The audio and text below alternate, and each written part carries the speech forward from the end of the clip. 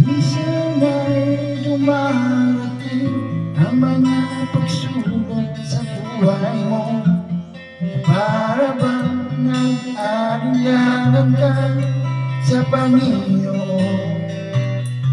Nag-iisip ka kung ano ang iyong gagawin,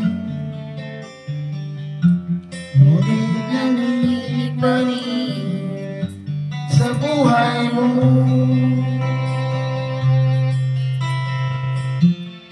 Huwag mawalan ng pag-asa, kaibigan.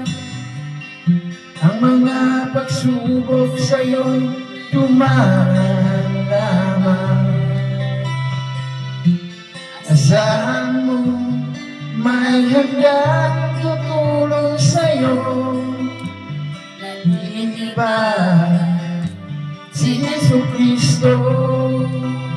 Sabi ng Panginoon, tumawag ka at ako'y sasagot sa'yo,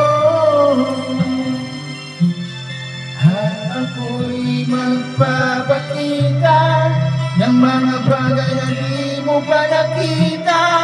Oh!